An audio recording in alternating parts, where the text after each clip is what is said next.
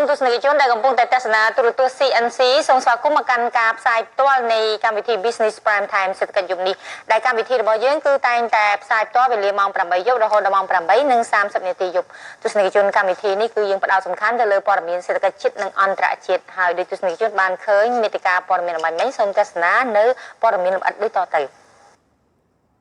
សម្ដេចតេជោហ៊ុនសែននាយករដ្ឋមន្ត្រីនៃព្រះរាជាណាចក្រកម្ពុជាបានសម្ពោធដាក់ឲ្យប្រើប្រាស់ជាផ្លូវការនៅរោងចក្រផលិតស៊ីម៉ងតដ៏ធំនៅខេត្តកំពតនៅថ្ងៃទី 8 ខែកុម្ភៈឆ្នាំ 2018 នេះនឹងបានមានប្រសាសន៍ថាថ្ងៃនេះយើងបានទទួលសមិទ្ធផលរោងចក្រផលិតស៊ីម៉ងដ៏ធំមួយក្នុងប្រទេស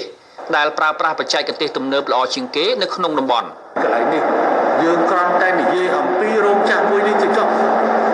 បានលៀន7សែនតោនហើយដែលមានផលិតក្នុងមួយថ្ងៃ 5,000 តោនប៉ុន្តែអ្វីដែលសំខាន់គឺស្ថិតនៅត្រង់ថា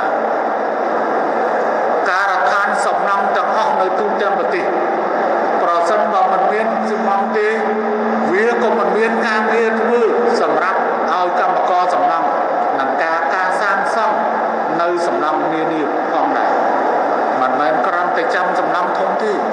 ប្រជាពលរដ្ឋត្រូវការសាងសង់ផ្ទះប្រជាជន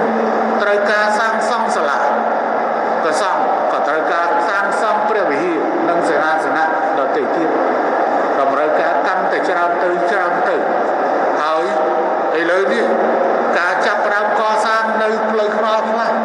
គឺមិនមែនកសាងនៅកស៊ូទៀតទេ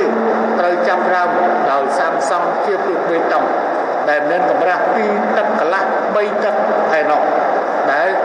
វាអាចនឹងត្រូវការនៅភាពនៅការប្រើប្រាស់ស៊ីម៉ងកាន់តែច្រើនទៅរោងចក្រដ៏ធំមួយនេះវិនិយោគដោយក្រុមហ៊ុនជីបម៉ុងក្នុងទំហំទឹកប្រាក់ប្រមាណ$262 លានអាមេរិកដែលការសាងសង់ធ្វើឡើងតាមបទដ្ឋានអន្តរជាតិសន្សំសំចៃធម្មពលនិងមានសមត្ថភាពផលិតស៊ីម៉ងអាចប្រកួតប្រជែងនឹងទីផ្សារក្នុងតំបន់បានគូបញ្ជាក់ថាការវិនិយោគរោងចក្រស៊ីម៉ងនេះឡើងមិនត្រឹមតែជាការធ្វើពាណិជ្ជកម្មប៉ុណ្ណោះទេប៉ុន្តែការវិនិយោគមួយនេះបាននឹងកំពុងផ្ដល់ការងារជាច្រើនកន្លែងក្នុងរោងចក្រក្នុងចំណោមការងារទាំងនោះប្រជាជនកម្ពុជាទទួលបានការងារធ្វើរហូតដល់ប្រមាណ 90%